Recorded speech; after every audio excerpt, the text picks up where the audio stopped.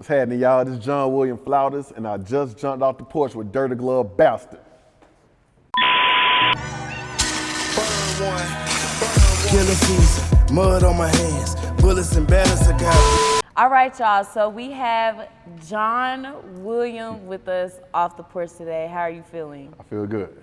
All right, so I done heard you warm up, and I just want to kick it off. We need you to do that Lovers and Friends on the flute. Okay, I got you. No doubt, no doubt.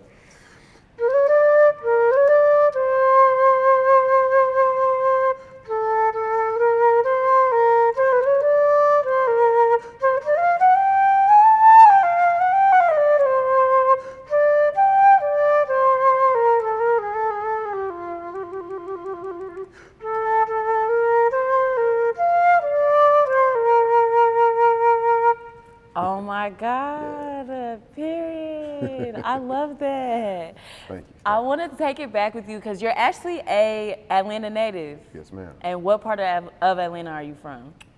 Definitely West Side. You know, Swats, Cascade area, MLK area, born and raised. You know, went to Kaya Heights Elementary School, went to Young Middle School, went to Doug High, Morehouse College. So all my schooling, you know, has been on the West Side. So yeah.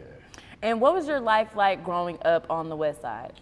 I mean, it was cool. I didn't appreciate it as much as I do now. You know, growing up, what we knew is all we knew, you know. And so going to school, it was cool. I love going to Kaya Heights, you know, it was good times over there. And that's when I started my music as far as being in the band. Started playing flute there. That was dope. I continued that, you know, Young Middle School, and, you know, that was dope there. I was in the band, kept going. I was an Astro at Douglas High School, you know, shout out, 225 certified, was good. Then, I mean, it was a vibe, man. It was a special time that, you know, I would love to relive again, you know, and it was just great. It's a great time. And did you have anybody else in your family that did music? Yeah, absolutely. My mom, you know, she played French horn when she was in high school, you know, and she was in the choir at Bennett College. And then my dad, he was in the Glee Club, you know, when he went to Morehouse. And my brother, you know, he was in the band at Kite Heights. Sutton and Doug, he played trumpet, trombone, baritone, you know, a little percussion too. So, yeah, so music has been all up in my blood. So it was only right for you to be pursuing a career in music. Absolutely. Now, growing up, what would you say was a major life lesson that you learned? Just to be fearless. You know, one of my favorite poems is Two Roads Diverged in the Yellow Wood by Robert Frost. And at the end of the poem, it says, you know, two roads diverged in the wood, and I chose the one less troubled by, and that's made all the difference. And that's pretty much been the essence of who I am, just not being afraid to be different and not necessarily going with the crowd or assimilate with everybody else in what they're doing, and just march to the beat of your own drum. And that's the essence of what I do in playing the flute, you know. Oh, I love that. I'm different. That's the strength of me, you know, and I bask in my difference because that's what sets me apart from everybody else. And just looking back, did you ever think that you would have a career with playing the flute? Career? Nah, not at all, not at all. Growing up, I wanted to be a veterinarian, believe it or not. All through K through 12, my mom, she would take me to different camps, you know, dealing with veterinary science. But I was always in band though, and I've always played the flute, and I never switched over, you know. There have been times in which I may have been lured to do a different instrument, you know, play a trombone, baritone. A lot of times, you know, when I talk to people and they don't know, I ask them, I say, what instrument do you think I play? And then, you know, they guess everything except flute. But growing up, flute, you know, that's what I stuck with, and that's what I became good with. So with that being the case, when I got to college, I'm at Morehouse, I majored in music performance with a minor in P through 12 education. And my mom, you know, she said, oh, you know, you can go to, you know, always think about teaching, you know, something to not necessarily fall back on, but it may be another path you could take. And so that's at the very point of me entering college, that's when I decided to go into education. So as opposed to being a veterinarian. I do love that you're a teacher, and I have so many questions about that because right on. You know we're in a different generation now. Oh, yeah. So being a teacher, what is it like being a teacher with this now Gen Z generation? Whew, well, okay. Well, first and foremost, I got to shout out, Crawford Lawn Middle School. I've been the band director there for going on 15 years now. I also want to shout out the 3-time football city champs, the Crawford Lawn Tigers. We won, coached by B. Simpson, Mitchell, Vector. Everybody was going on. It's all that Cleveland Avenue Zone 3. So, but it's different because you got to find different ways to engage them. You can't really much use the old school methods of education now because, like you said, we're in a different age. We're in a vastly a technological age, and I'm pretty sure you may hear the word STEM, being thrown around a lot in educational circles. But you have to find different ways to engage them and keep them engaged because, in all honesty, every child now, we're competing with every teacher. We're competing with this. Right. Like the world, like the kids pretty much have the world in their hand. So with that being the case, we got to find different ways to integrate that within our instruction to, make sure that they're still learning and they're still engaged with what's going on in the world. So it is a challenge because their attention spans are short, like real short. Right. But at the end of the day, it is rewarding. So it's dope. And in your perspective, I just want to know how you feel about the school districts in Atlanta. The school, I am an APS product, and so I fully understand what can come of APS. Our mayor, for now, until, the transition, Keisha Lance Bottoms, she's an APS product, she a graduate of Douglas High School. And so I think that, the school system does a very good job. There are a plethora of different issues that, not only APS, but different school systems, all kind of school system have to deal with. But with everything going on, especially the pandemic, I think we've handled it very well. Right. Because you just don't know what to do. You don't know how to navigate through certain times, and all we can do is do what's best, for the children. So APS, quality teachers, quality educators, great parents, great students. That's where I'm from. So I'm gonna love it to the death of me. And you're a band teacher. I So am. what is it like for you being a band teacher? I like it because, for one, it allows me to play my flute every day, every single day. And it also allows me, to work on, I'm a multi-instrumentalist, meaning, I can do saxophone, trumpet, clarinet, trombone, but being a band director, I get the chance to, practice all of those instruments. Now, what I really love to do in regards to being a band director is I love to see the maturation of the students, from 6th grade specifically to high school. And my kids feed into South Atlanta. What's going on in South Atlanta? Shout out to South Atlanta cluster, the Hornets. And I like to see how they grow. I like to see them struggle. But what I love the most is the aha moment. Because in my classroom, I don't allow cursing at all. But, one word that's a curse word in my room is the word can't. And one of the first things, because these kids like to do is to say, I can't do it.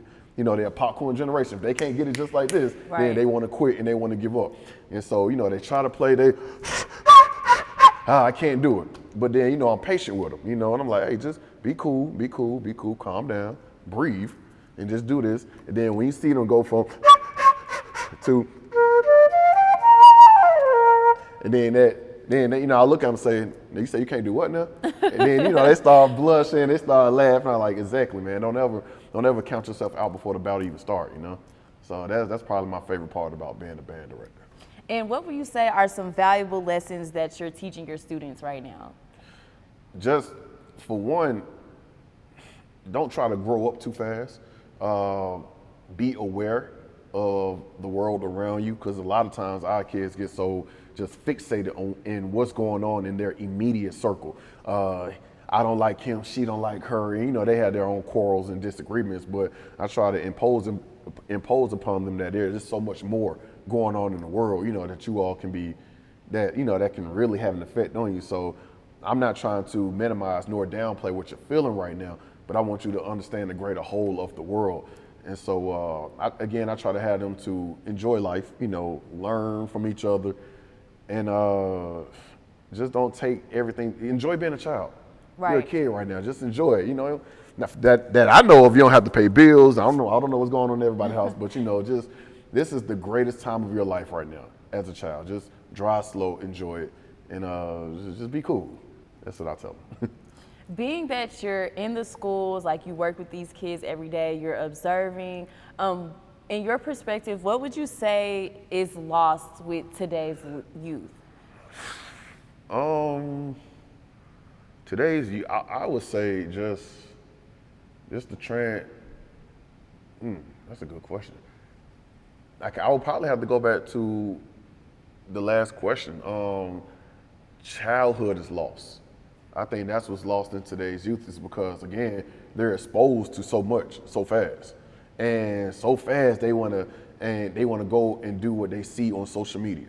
You know, they want to be a part of, you know, what that fixated image, or what they believe they should look like, what they believe they should act like, and in their search for, you know, trying to be that and do that, again, they lose the innocence of being a child, you know, and so that's what's lost, and.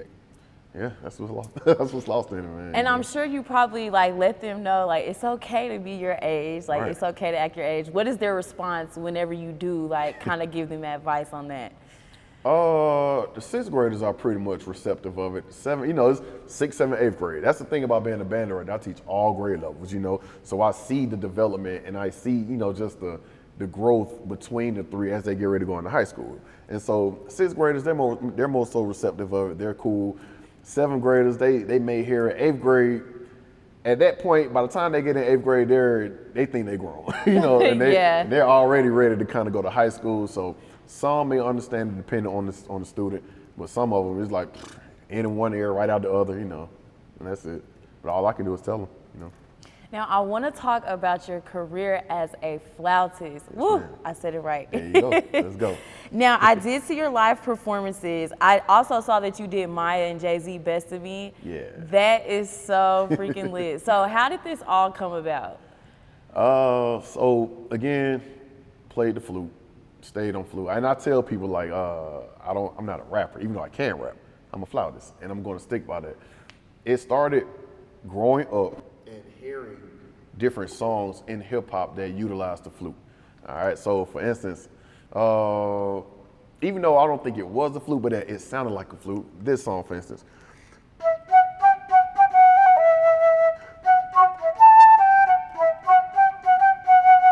You know, that Regulators by Nate Dogg and Warren G. Also,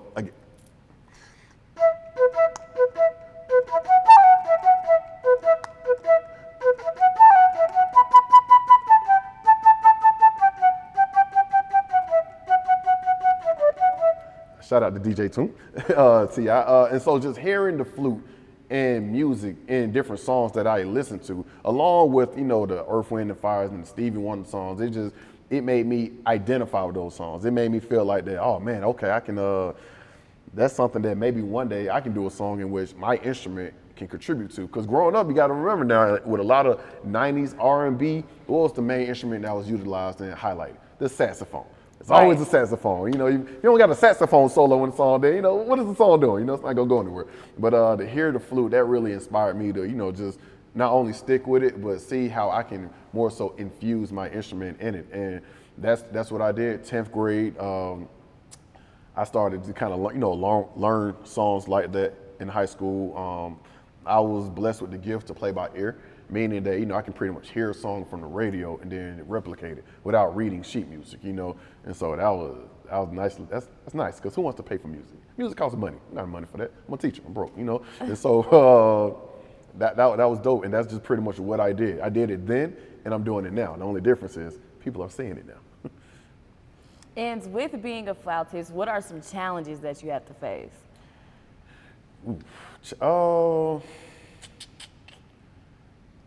Pretty much, again, the same type of challenge that I might have faced earlier, only now I embrace it more now, is that just stepping in the room, being the only one. Mm-hmm. If I go to an open mic spot, you know, again, chances are you're gonna have your singers and your rappers, and you may have violins. Now, violins are on the come up, but how often will you go in and see a flautist, you know, playing something? It's so rare. It is, exactly, it's rare. And I would say my challenge is to find where I fit in with certain songs, because if a poet is doing a poem, then, and they may ask me to play, I may just play something real smooth, real cool in the background, you know, like,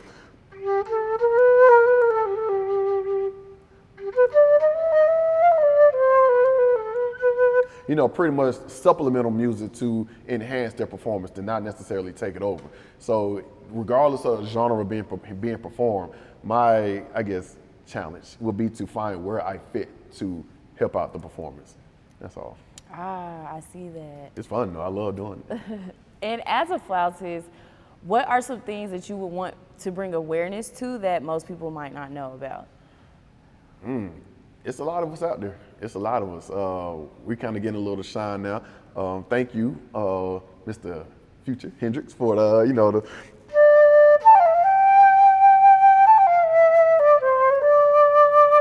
that song. A lot of people, really, they begin to really, okay, is that a flute? Wow, And so the challenges, I don't know if there are any. I think it's limitless for us, If anything, I would challenge people to open your eyes and just really begin to observe and understand that there are a lot of, flute players and flautists out there. One of the biggest ones, 3 Stacks. Shout out to Andre 3000 because again, he is one who has embraced, playing the flute. I believe he plays a Native American flute, but still a flute, So yeah, man, we in there. And reading up on you and researching you, you've got to perform at so many different places. Yeah. What would you say was your favorite one? Oh, the airport. The airport. The airport, Hartsfield, Jackson. I love playing for the airport because I like to entertain. At the end of it all, I don't care if it's playing for the airport or playing for somebody's baby shower or birthday party. I like to entertain people, and I go from playing all kinds of music. A lot of different genres. So I may do that now. I don't rap it at the airport, but I may play like Lovers and Friends, and then I may turn around and play a Temptation song. Then I may turn around and play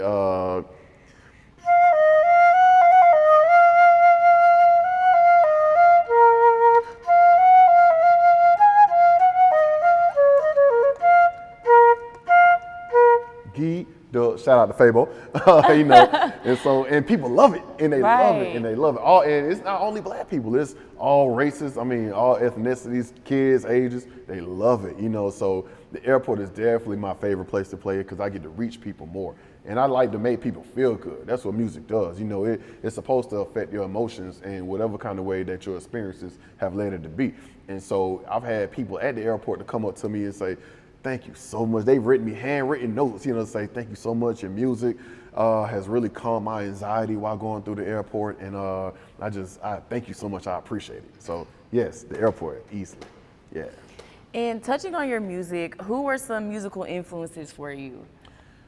Well, the first and foremost, my mentor, Arthur McClinton, he's the one that taught me how to play the flute when I was in elementary school. We attended the same church. Outside of him, my parents, my family, my brother.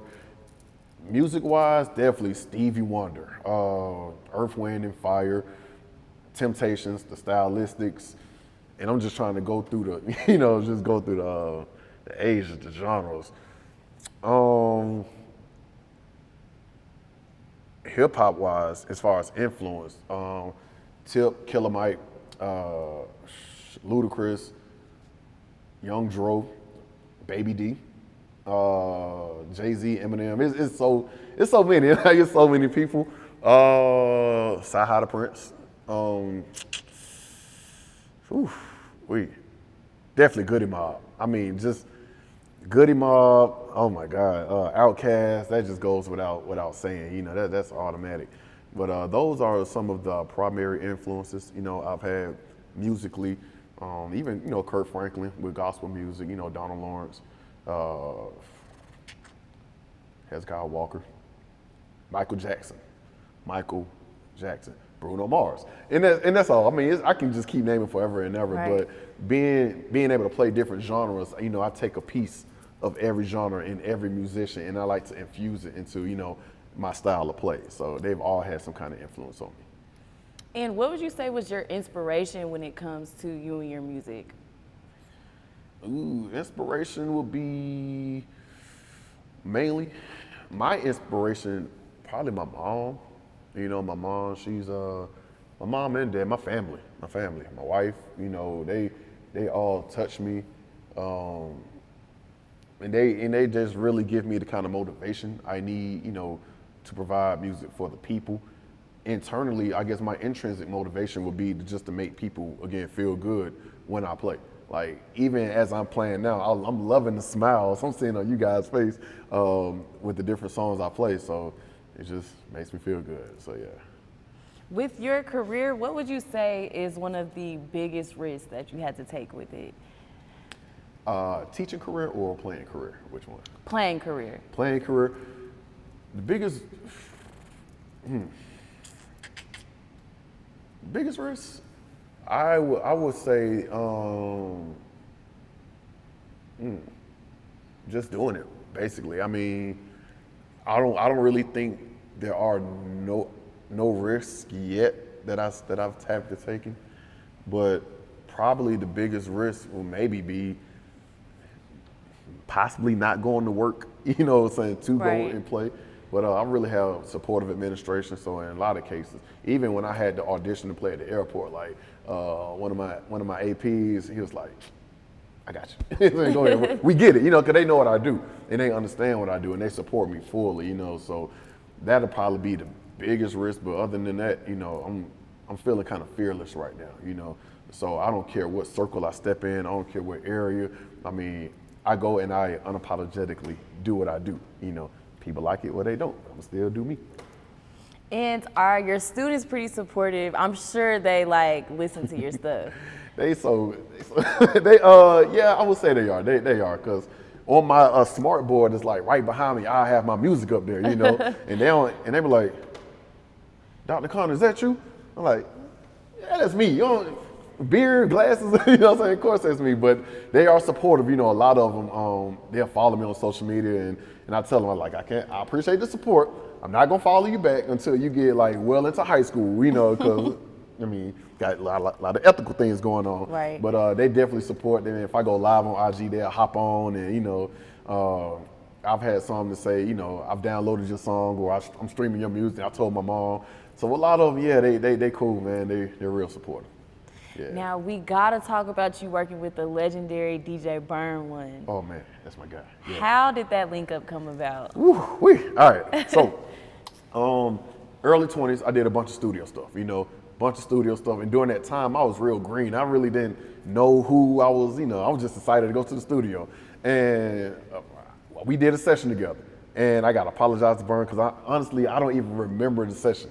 You know, but we did it. And so fast forward, I'm teaching. And we followed each other on social media though. You know, I'm like, okay, DJ, okay, cool, you know. And so fast forward, I'm playing at my school, right next to my room, there's a stairwell, you know, and the stairwell, the residence, you know, of your playing, the acoustics is really nice. So a lot of times, you know, I go there and I'll play.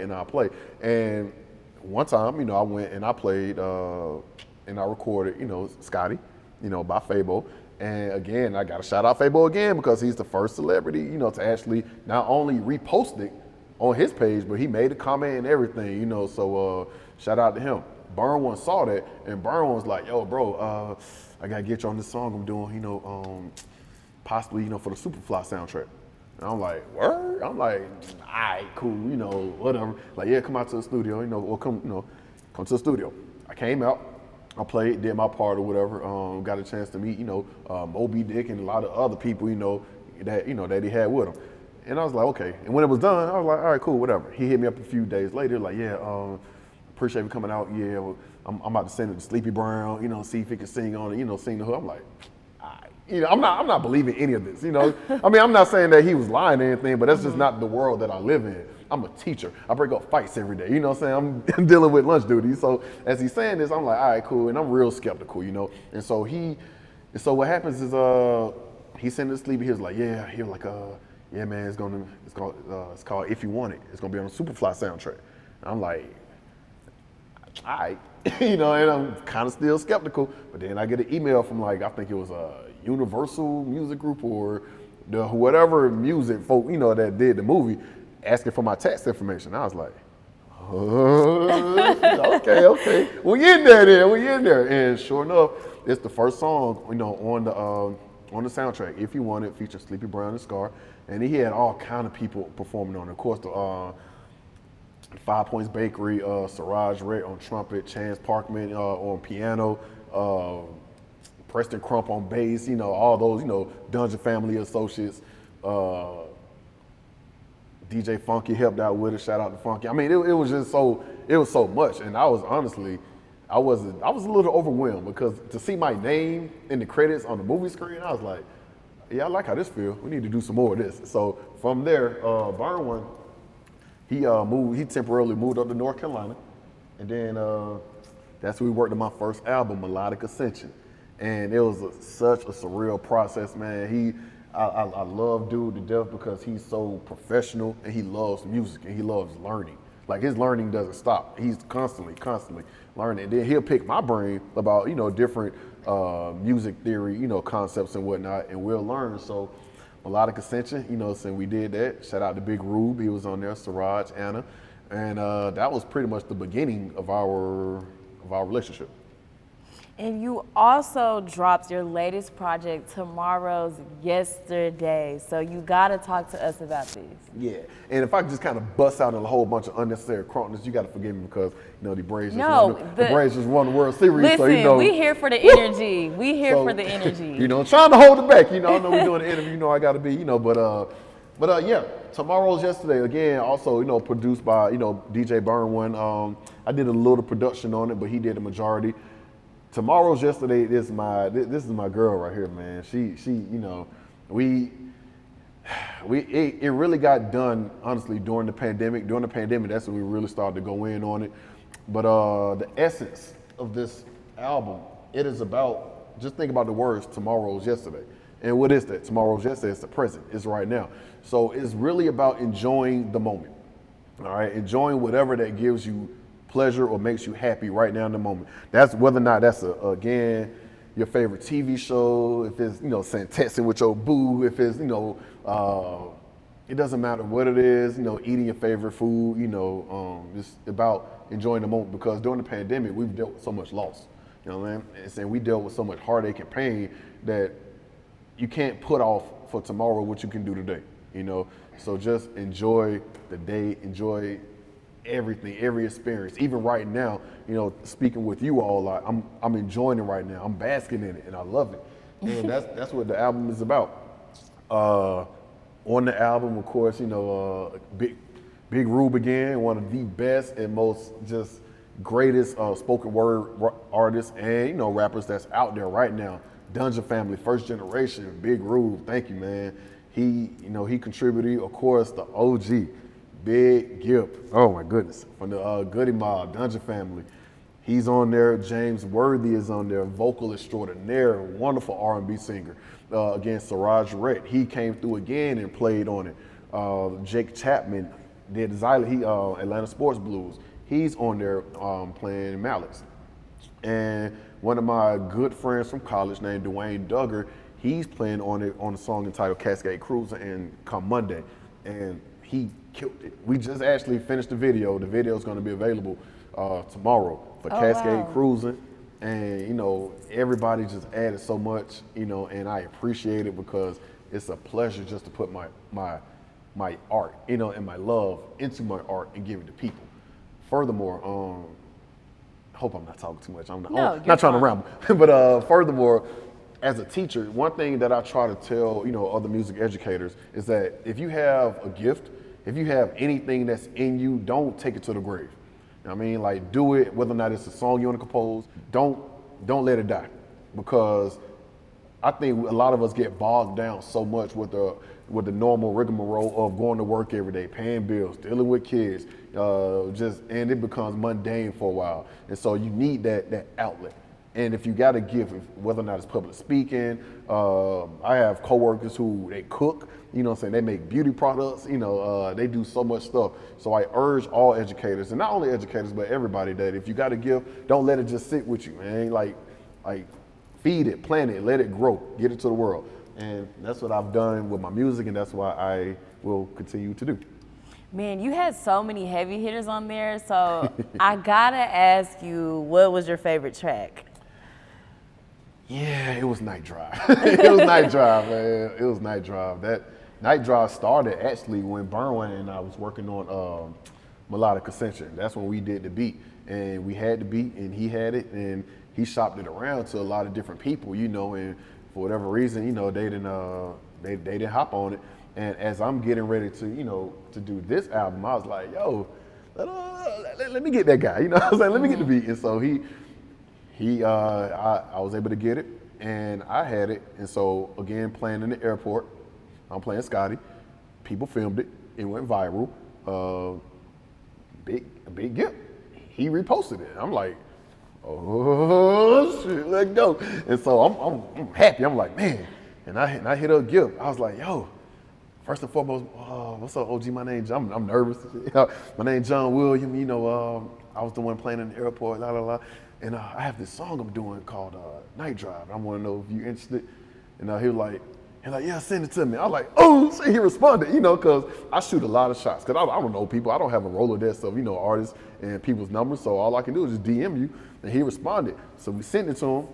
And he like, yeah, that's a bet. He like, let's do it. And I'm like, because growing up in Atlanta, growing up on Goody Mob, and you got somebody first generation, something like, Daddy put the hot grits on my chest in the morning, when it was sit like, that's guilt, you know? And so he agreed, you know, I shot him with, you know, money, and the pandemic hit. And so we had to wait a minute, you know, before we got in it, and we eventually were able to get into the studio. Shout out to David Banner, because David Banner allowed us to use the studio to do it. He recorded his part, and I thought he was gonna do one verse. That Magnificent Man did too, and it was made me really, really happy. And then he brought in James Worthy. I didn't know James Worthy at the time. He was like, yo, I got this kid. He killing it right now. He dope. He up next. And so we sent it to James. And originally, I mean, I just wanted the hook to be, you know, kind of, you know, instrumental like Spodio the Dopalicious, you know, that da-da-da-dun-dun-dun-dun-dun. And so James, you know, James sang on it. And I was like, okay. And then I went back and listened to it again.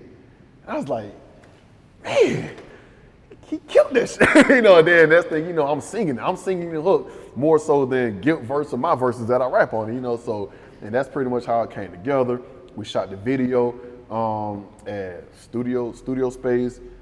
It was great. Right now, Night Drive has like 110,000 views on YouTube. So everybody, please keep running the views up. Keep running the views up on Night Drive. We doing it, baby. And that's definitely my favorite song. That's my girl. That Night Drive is my heart, because so much went into making it, and we still doing things with it. So yeah, that's it. I gotta ask you, what is next for you? Well, currently we're gonna keep pumping Tomorrow's Yesterday. It was submitted, you know, for your consideration, you know, for the Academy Awards, you know, for a Grammy.